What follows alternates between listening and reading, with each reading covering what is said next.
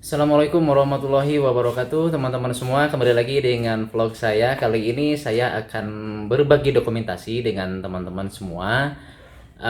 Saya rencananya hari ini mau ganti busi, teman-teman ya, karena busi si mumun saya tuh kayaknya bermasalah. Nah, gejala yang terasa itu ketika di RPM tinggi antara 2000 sampai 3000-an lah ya, agak sedikit tersendat gitu atau tersenggal.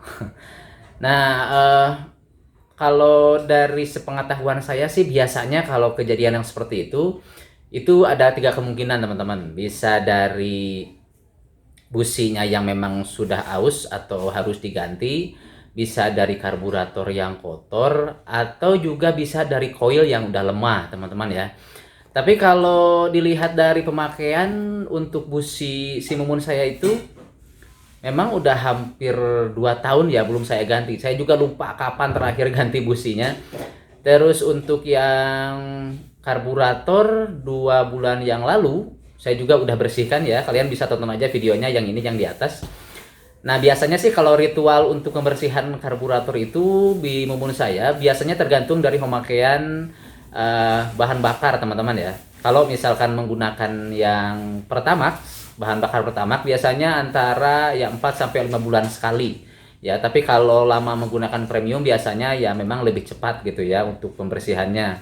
Atau untuk tune up-nya biasanya 3 bulan 4 bulan sekali lah gitu. Dan 2 bulan yang lalu itu sudah saya bersihkan. Nah, kalau untuk koil sepertinya sih kalau yang saya tahu ya, kalau misalkan bermasalah memang ketika dipegang itu sedikit panas, bukan sedikit lagi panas biasanya gitu ya. Jadi memang yang mesin atau katakanlah RPM-nya tidak stabil atau agak tersenggal, atau mungkin bahasa yang paling umumnya mesinnya agak pincang sih memang dari pengapian biasanya. Dan coil ya salah satu di antara yang bagian dari pengapian itu. Ditambah lagi kan mobil saya juga menggunakan step up DC ya. Jadi memang untuk listriknya itu kelistrikan dari coilnya di up menjadi 15 dari yang standarnya 12. Selama penggunaan step up sih sebetulnya nggak ada masalah ya, cuman mungkin karena faktor usia aja gitu, businya memang harus diganti. Dan buat teman-teman yang penasaran atau ingin tahu dari pergantian busi mobil saya, ikuti aja videonya ya. Dan saya serahkan ke bengkel aja deh untuk pergantiannya ya, penggantian dari businya, karena pernah saya coba juga untuk buka, ternyata sedikit alot ya, agak susah untuk bukanya, apalagi kan eh, cara bukanya itu nggak boleh buka bumper pokoknya gitu. Jadi saya serahkan ke bengkel langganan saya ya. Oke teman-teman, jangan lupa kalau kalian belum subscribe, subscribe dulu channel ini ya. Semoga Ini baru dua yang bisa kebuka. Saya menggunakan businya Denso ya, yang seri W16XU ya.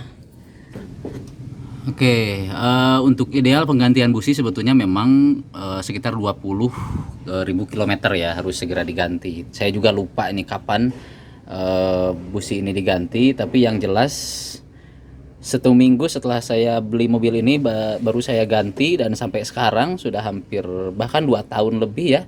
Mobil ini baru diganti businya sekarang ya, dan kondisinya seperti ini.